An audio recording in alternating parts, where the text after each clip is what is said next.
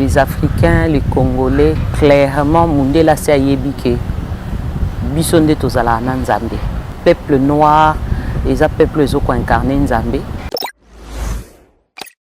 Dieu, c'est une connaissance que tout le monde ne peut pas avoir. Il y a des personnes qui baza déjà naboye binzambe bango bazo ninganate. L'isolo ya mopaya n'a rien à voir na Nzambe plutôt. Nous devons savoir sur terre, chacun de nous est en train de tirer sa connaissance. Moi, j'ai ma source à moi, que je toujours dis clairement, ce sont les ancêtres, c'est ce Kimbangu au fait. Et sur la terre, chacun de nous doit chercher à se connaître. Tant que loba, toko sambela ancêtre na bisoté. Moi, j'ai toujours dit, le Christ, obo sambela, Dieu, oto sambela.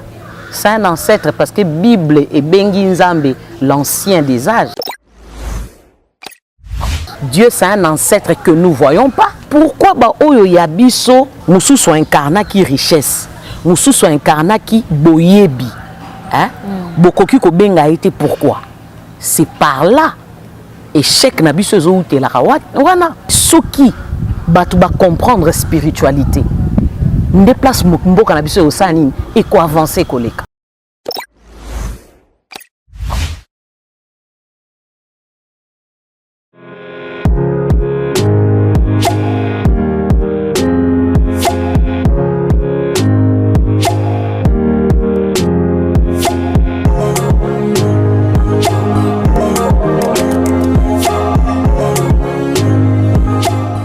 Lelo nazali na esengo lisusu une fois de plus ya koyeba koyembela bino Mama Ngoma. Lolenge Mama Ngoma ayebaki na kolaka biso mikoyelekaki tokoyeba na kozongela ye po toyeba kolobela mai o etali ba ancêtre na biso. Mukolo lelo tokoyeba pe na koyeba ko décortiquer discours ya Léopold II oyo ayebaki na kotinda ba missionnaire place makambu nyonso ebanda. Je m'en vais directement dire bonjour à Mama Ngoma et bienvenue encore dans notre émission Entretien. Bonjour Mama Ngoma. Bonjour. Bonjour Mama Ngoma. Et c'est toujours encore une fois de plus dans l'émission Nabiso. On y va directement la première question. J'espère que Mama Ngoma oyebi discours il y a Léopold II. Oui. Léopold II azalaki otinda ba missionnaire na ye awa en Afrique pour na koyeba coloniser africain moto moyindo ayebaki na ko utiliser ba prêtre pour que ayeba na ko servir peuple africain nazo ba ko za moi extrêmement ko toyeba na ko décortiquer yango elongo na Mama Ngoma nazo place moko asili koloba boye alobi. Le but principal de votre émission au Congo n'est donc point d'apprendre aux nègres à connaître Dieu, car ils connaissent déjà, ils parlent et se soumettent à un Zambiampungu. Et que sais-je encore? Ils savent que tuer, voler, coucher avec la femme d'autrui, calomnier, injurier est mauvais, ayant donc le courage de l'avouer. Vous n'irez donc pas leur apprendre ce qu'ils savent déjà. Wanezaki maloba ya Léopold II alobi ke bokende côté ya bango bien sûr mais bayebi déjà Nzambe oyo babengi Nzambe ya mpungu bayebi déjà koboma kozwa mwasi ya moninga eza mabe. Mama Ngoma analyse na yo eza buni. Bon, analyse nanga c'est pour bayebisa biso les Africains, les Congolais clairement Mundela s'est yébike. Bisonde tozala na Nzambe. Donc le peuple noir, les peuples qui ont incarné Nzambe sont pour autant tozala conscients nango. Donc le fait de connaître Dieu, en nous toza déjà porteur, il y a un principe. Principe, il y a divinité. Donc c'est un peu ça. C'est tout ce qu'il voulait dire. Donc boyebi Nzambe toza nango, toyebi pe ba principe. Mais le but pour lequel bango bayaki ezalaki te ba enseigner biso Nzambe pour bango ba na Nzambe te. Tu vois un peu. Mais but bango bayelaki ezalaki po bakoka ko s'accaparer na ba ressources na bino, na ba richesse na bino. Tu vois. Et Bonzambe fait partie aussi, il y a un des richesses. Oui. Tu vois un peu. Donc ça doit commencer d'abord la divinité et puis après na sous-sol. Donc c'est ça. Mais maman, malgré le discours wana, jusqu'aujourd'hui, tu comme en 2024, ceux que vous allez na congolais, vous allez na africain, ils ont toujours tendance à dire, ils ont toujours tendance à nier que bon ancêtre na biso ba o précédent ki biso ba yeba ki nzambe te, eza christianisme nde eye ko la kisabiso ki bonzambe. Mais bango moko ba yeba ki bazaki ko reconnaître que on avait déjà la connaissance de Dieu. Tu sais, et le roni nezo sala lo lenge ke moyindo ayeba ko persister ne loko oyo azomona la vérité, mais il ne veut pas comprendre. Bon, les problèmes sont tout autour de tout ça. Le problème est simple et très facile. J'ai toujours dit, Dieu c'est une connaissance. Que tout le monde ne peut pas avoir. Oui. Tu vois un peu. Et ça, batunion sauté, les babengami, baye banzambe, to bazala na boye binzambe, pour les aboyebi, aux hommes. Alors quand tu dis comment le Congolais n'arrive pas à comprendre cela, mais moi je veux te dire, ce n'est pas tous les Congolais qui babengami baye bango. Parce que baye o bazala déjà na boye binzambe, bayebi keza bongo. Tu vois, malgré que tozo oteyaka, tozo olobaka, tozo sigéré makambu, moi je veux vous dire, il y a des personnes oyo baza déjà na boye binzambe, bango bazo ninganate. Baza focus na lisolo na bango ya bonzambe. Lisolo ya mopaya n'a rien à voir na nzambe plutôt.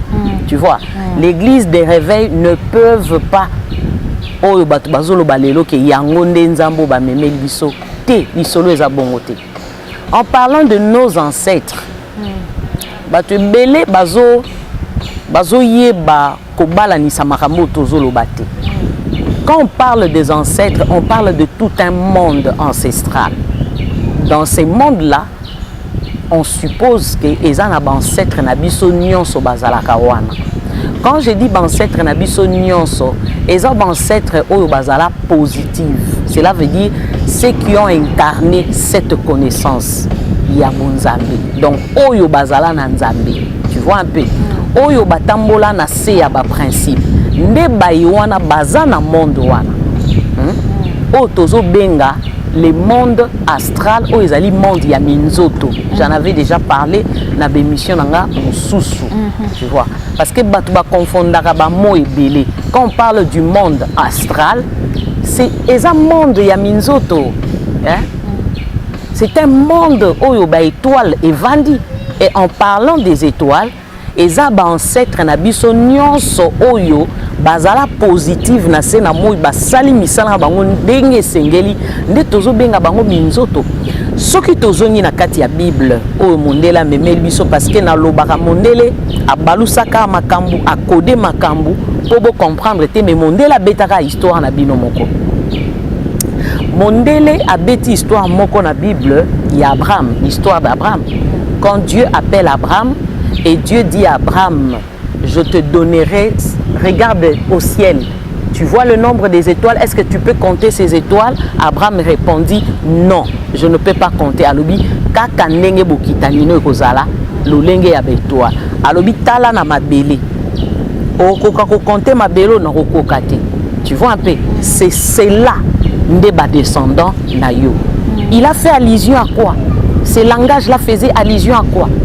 Les étoiles qui sont nos ancêtres, tu vois un peu. Et sur la terre, des personnes oyope, bazo zalana sena moy, o baola ta corps physique, bazo ya kana mission. Donc à sali allusion, ya bato yo mi balé o baza enrelé na bomoko. Mais bato bazo comprendre loko wana te. Tu vois, on ne peut pas koloba bako kona biso ba négative tandis que bakomi ba étoile. Tu vois? Or, étoile a négativité seulement dans la dimension, il y a des étoiles, n'a pas capacité.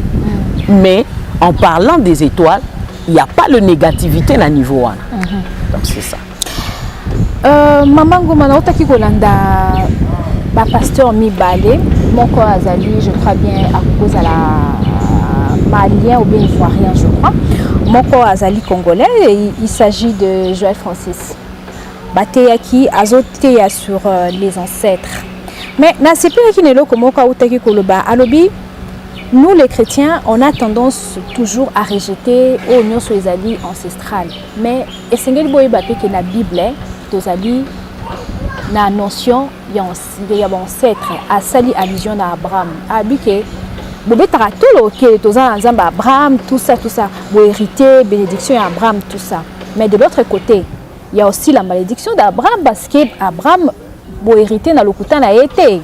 Parce qu'il y a la malédiction, il y a aussi la bénédiction. Wa ezaki makam oya lobaki mena suka eloko oya ayaki kuluba alobi kabi na mateane alobi esengeli te ko sambela ba ancêtre, esengeli te ko prier bango, mais esengeli ko sala devoir ya mémoire. Na ebité so kazana. En tout cas, ça n'engage que lui. Ce que je veux dire aujourd'hui, nous devons savoir sur terre. Comme je venais de dire, Nzambe eza connaissance eza boyebi. Ma connaissance n'est pas égale à la connaissance de Joël. Tu vois, il a sa connaissance à lui. Chacun de nous est en train de tirer sa connaissance. Naba source oyo mutu na mutu yemo kwa yebi. Tu vois, moi j'ai ma source à moi que je toujours dis clairement. Ce sont les ancêtres, c'est Sekimbangu au fait. Tu vois. Et sur la terre, chacun de nous doit chercher à se connaître. Alors, je ne peux pas kokota na oeza pensée nae, oeza connaissance nae, parce que je ne sais même pas d'où il tire cela. Donc, je ne peux pas trop commenter sur ça. Maman Ngoma, il faut dire, ou bien il faut expliquer bayo bazolanda biso parce que bazo kaka tozo bela ba ancêtre. Eh bango kaka ba ancêtre. Mais esenge pe ko bana ko lakisa batuke o nyonso mutu azali ezali auto bengaka héréditaire. Eza lié na ba ancêtre. Peut-être ancêtre no moko azalaki mutu ya mbongo. Parce que babo yaka maramuya héréditaire ce qui est négatif mais ce qui est positif nous devons accepter sans savoir que héréditaire wana est une famille et ça singa ya mulai et ça cause la liée na ancêtre. Voilà justement tu viens quand même de répondre la question na yo moko au répondre sous nango tant mutaro loba toko sambela ba ancêtre na bisoté. Moi j'ai toujours dit mais le Christ au bo sambela Dieu Oto Sambela, c'est un ancêtre parce que Bible et Bengi Nzambe, l'ancien des âges. Quand on parle de l'ancien des âges, c'est quoi? C'est l'ancien des anciens, c'est un ancêtre. Tu vois un peu? Et Christ mêmement, on est en train de l'invoquer. Hein? Là où il s'est écrit, invoque moi, je te répondrai. Il a demandé aux disciples, même ceux qui n'ont pas kei, à chaque moment vous allez m'invoquer, je serai là. Tu vois un peu? Je serai là pourquoi? Pour vous rappeler même ce que vous avez oublié. Et moi j'ai toujours dit c'est dit n'importe quoi. Tokoki côté ya batu, biloko moko tozo comprendre été. Si on doit dire aux gens invoque Dieu, Dieu c'est un ancêtre que nous voyons pas. Tu vois? Et nous t'avons toujours dit que Christ, Dieu s'est fait chair à travers Christ, n'est-ce pas? Mais on l'évoque étant que qui? Étant qu'un ancêtre. Et pourquoi ba oyo yabiso nengo uti koloba, musu so incarna qui richesse, musu so incarna qui boyebi. Hein? Bokoki ko benga été pourquoi? C'est par là. Échec na biso zo uti la wana. Biso ba congolais. Biso africain chèque na biso zo utela wana mutuna mo mama Ngoma afin na perdre yo fiki l'idée té et tozo mona bat bazo prophétiser tozo mona bana mike bazo teya mais en aucun jour na yoka mwana mo ba prophétiser sur yeke non mwana o bien ça mutapesi prophétie sur invention peut-être toyoka kaka ba prophétie okokoma boye heureusement que ça mais l'Afrique a besoin il y a cause mayele il y a invention tout je appelle biso mayele to créer téléphone. Justement tu viens de toucher point moko eza très capital. En parlant de la prophétie, il faut que la prophétie est quoi? Prophétie est la révélation. Et ça est loko yo, ba la kisayo o eza ya monde oyo te. O eza na monde eza caché. O esengeli bo mema yango, bo ramener yango et comme physique, et comme palpable. Tu vois? Et la prophétie, la révélation doit être une connaissance. Oyo toza ko importer yango tozo zuango kuna to memi awa po batu ba yekola yango.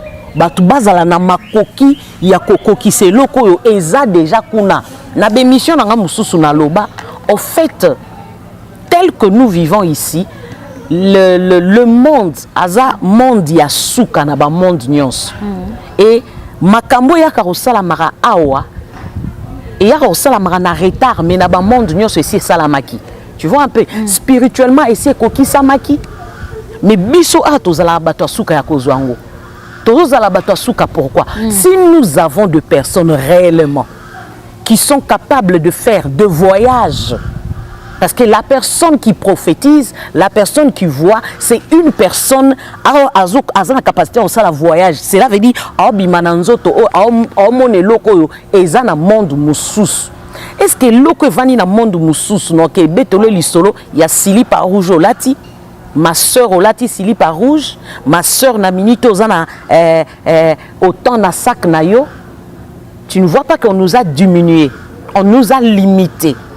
Tokoka ko importer biloko minene te, tokoka ko inventer ba makambo makasité. Mais boza nzambe, boza Jésus, boza nyoso bozo belela Dieu tout ça. Non, mais c'est ça, c'est pour te montrer combien nous sommes limités parce que les personnes qui ont l'esprit, qui ont Dieu, comme on a toujours l'habitude de le dire, baza na capacité au sala ba déplacement.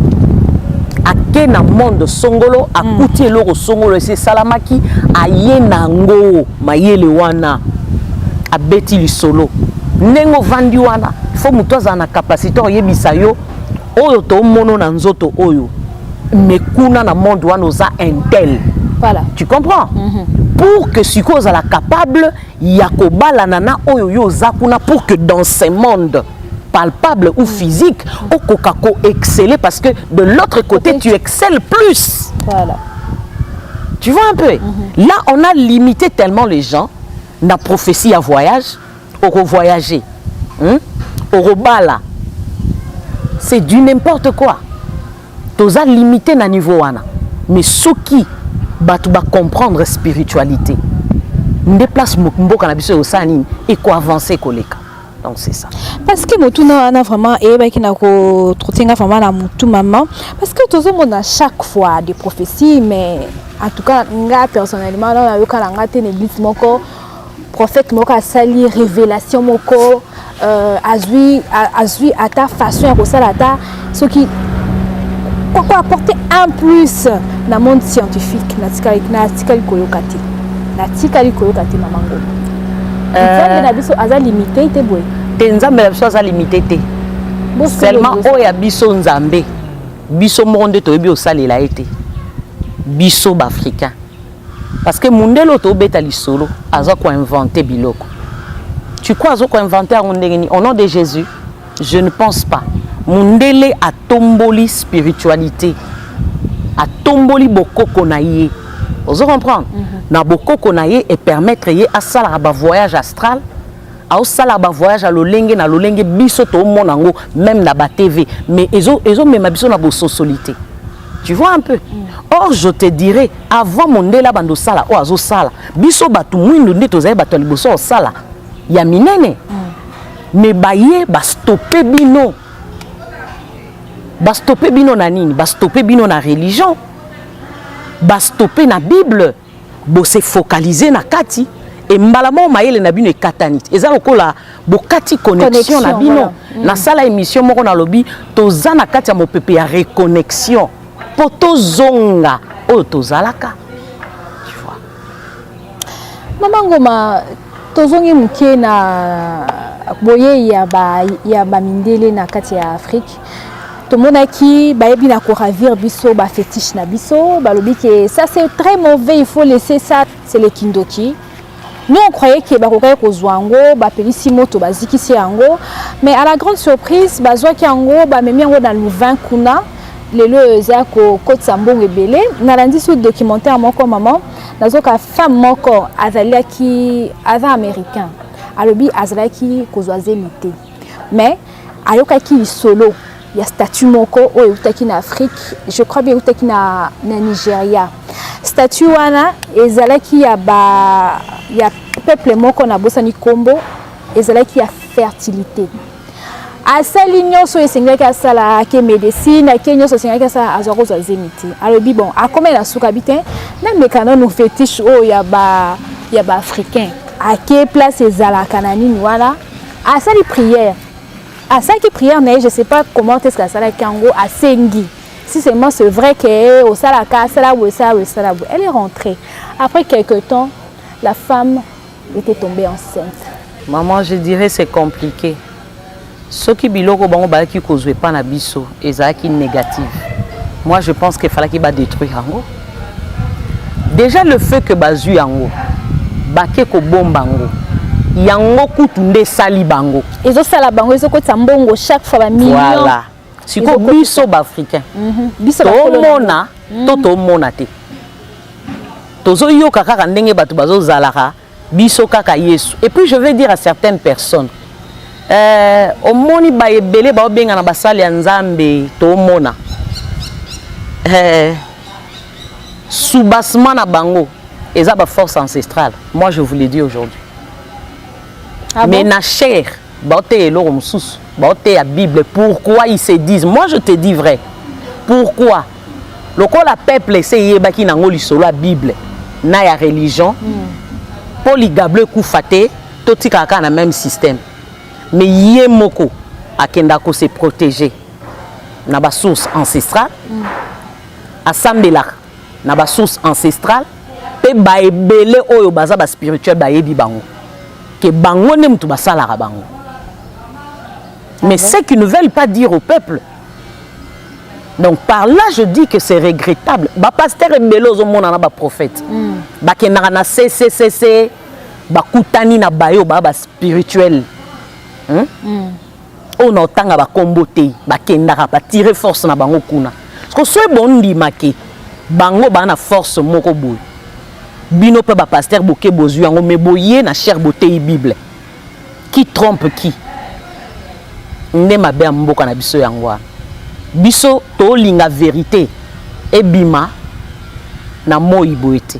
Batu nyonso baye ba bosolo te. Oh kaka Bible lo et Bible wane lobi, vous connaîtrez la vérité et cette vérité vous affranchira. Si la Bible était la vérité, pourquoi ba koma ki na kati vous connaîtrez la vérité? Tu ne vois pas que même qui biso na ba code na kati ya Bible wana pour que après bo comprendre bino moko ke na kati ya Bible wana ndepe bo découvrir vérité ndenge kimbango alobaki. Kimbango alobaki bo continuer ko tanga Bible parce que bo ko bana ko kanga kaka moyibi na eloko oyo yemoko aibi oye aila kibino. Voilà, motuno mosusu ezali ka mama na même optique wana. Tout le monde a équipé Yemoko, le pape François, Oyo, Aeba Kinapé dans Koebanako, tant makamou yaba homosexualité, Eba Kinako Ndongwana, ba africain, ba prêtre africain, ba boyaki, maïwana na Afrique. Mais le pape Aebi na comme ça ba africain que ba ke Bible et la culture européenne. Mais apparemment, nous les Africains, apparemment, tous en amateur, tous en amateur, bateau va me mettre bino ba esibino que c'est pas le vôtre. Ba va me mettre bino en ba que bango mo batanga na bango souté. Mais nous les Congolais, nous les Africains, on a tendance à regarder la Bible coller quand même bateau ba ela kibiso yango. Yozo ba kutu Bible na ba temple o bango mo batonga kuna na mboka na bango lelo ezokoma ba hôtel, ezokoma ba boîte. Tu vois un peu. Bible o bayeli bino bango mo bazala na kati te po ba resurvie na bango ba se confier à nango te. Ba se confier na Bible te le jour ba mamango na mango ma ete soko kindara nikili apoto Éviter ce que ndaka owe ba réalité na ba bi ke ba blanc ba kinda exister. Ba kinda exister ba la Bible était. Ba sambelate. Et puis ba ça qu'on s'est développé pas grâce à la Bible. Et puis ton moni na Chine kuna, j'ai suivi une dame là lobi ke en Chine ba boya christianisme. Est-ce que ba ça qu'on développé té? Oh. Et aka motuna. Ba boya ngo ba s'est développé. Les lobino sont beaucoup qui na Chine.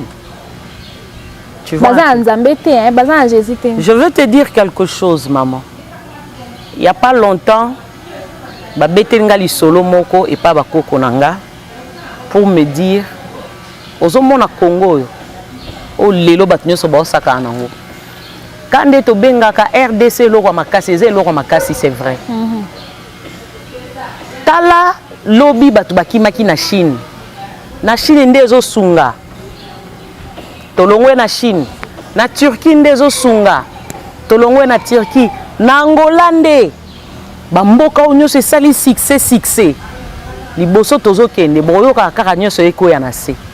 Angola esili, Chine esili, Turquie esili, bamboka nyonso biso tokimela ki poto ke luka vikuna esila.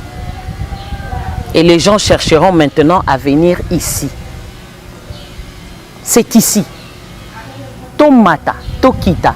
Eza pe na bato ebele, ba oza pe na pasi ya onyate sumboka o. Ato zalaka congolais du sang. Mais lokola, ozora décision, ya okoma allemand. Ya okoma français. Ya okoma français. Et koma pasi po nyata ao.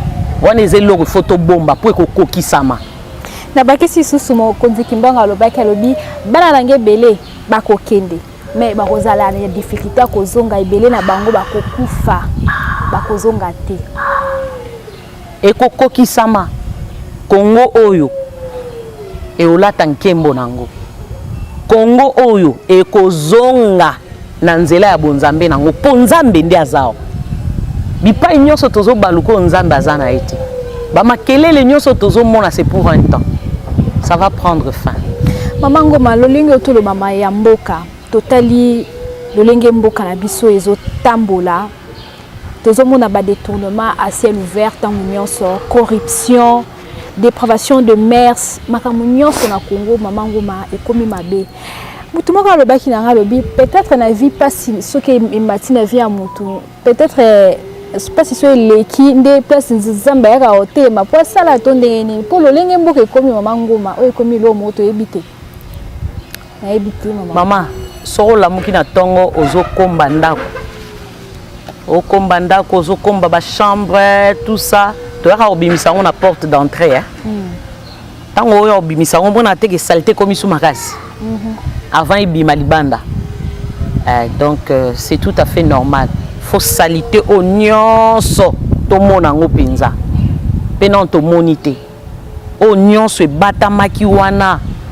mvuluzi ayebisaka nga alobi liboso tozokende nyonso ebatama erobima na polele même lolenge ya bato même quand tu parles des ancêtres ndenge bato baloba toyebi ba ancêtre na biso bazalaka ya bien te bazalaka boye non tozana ba ancêtre na biso tozobenga quand on parle des ancêtres cela veut dire ce sont de bonnes personnes nous sommes dans un mélange alors na kati ya mélange wana kimbango azokende kosukola lisolo na ye tokende komona wapi ya malamu wapi ya mabe ezala na kati ya gouvernement biloko nyonso ezoleka lelo nga na sina lobaki yango na ba émission na nga na sina lobaki yango trahison na sina lobaki yango tu vois un peu il faut emona na boye na poisana bato nyonso to comprendre que mboka na biso ebanda okumbama na bato ya malamu ti. Mama Ngoma na okaki na émission moko tolekaki olobi soki congolais ayoki te pas azomona et ko se multiplier na ina ba saso motuna moko ezali même ba kondi o tozozwa baza sans cœur sans amour du pays c'est que biso tozo mériter bango d'une façon ou d'une autre to mérita ki bango pona berère na biso il faut to yeba ke tangu peuple ayoki nzambe te atosi nzambe te sentence ezalaka tu vois après sentence grâce paix et yaka voilà pourquoi il y a son des trompettes au ezo salama il y a message au tozolo baso batinyo so bazongi alors liberté et kokota. Maman Ngoma soki sengeli oyo ba ko expliquer na ba landina biso nini oyo muta congolais bien africain ko kiko sala pour que ay bala kozonga na nzela ya ba ancêtre na parce que ba ko kaka tozonga ya ba ancêtre que devons-nous faire pour que tomeka kozonga tomeka ta ya kozonga? D'abord il faut toyeba l'ancestralité. Ça, quand on parle de l'ancestralité, c'est notre spiritualité. Hein? Et ça, spiritualité na biso. Ou eza lié na biso. Nation nyonso azara na spiritualité na ye. Yango tozoloba ba ancêtre na biso, ba koko na biso. Quand on voit ancêtre, on commence d'abord par le créateur. Il est le numéro 1, ainsi de suite. Là, il a créé un monde ya bae oyo. Bazana katia divinité naïe, donc bosantu naïe et tant que mokeli. C'est par là qu'on a toujours parlé de l'ancestralité. Alors, poto zonga yango, il faut tondi manzambe mokeli, tondi mape ba koko na biso, ba santu o baza elongo moko, nanzambe mokeli. Simple. Lilo bana asuka eza boni pona émission na biso mokolo lilo. Lilo bananga asuka tuninga ba question ebele. Alors on a évité de focaliser le bananga souka na point. Ok, je dirais ceci. Na rosenga kaka na ekolo na biso toyeba ko valoriser o ezali spiritualité na biso to bokoko na biso. Nation nyonso po ekende liboso esenga ka bango ba se connecter na mosisa na bango. Alors mosisa na biso eza bokoko. Tu vois, l'ancestral. C'est ça même le vrai Dieu. Hein? Quand on parle de Dieu, Dieu, c'est lui. Parce qu'il est noir, c'est un Africain. Toko moyo kango lelo, toko douter nangote. To landate parce que mundele to longo la complexe wana tozonga na mosisa na biso. C'est ça. Voilà, bandeko balanzi. Tokomi déjà na souka ya émission na biso mais ali mbala souka teto ba kozana Maman Ngoma. J'espère que prochainement tokoyo ba souka kozala na ye poto ba kolobia lisusu mayo etali bola muki ya moto moindo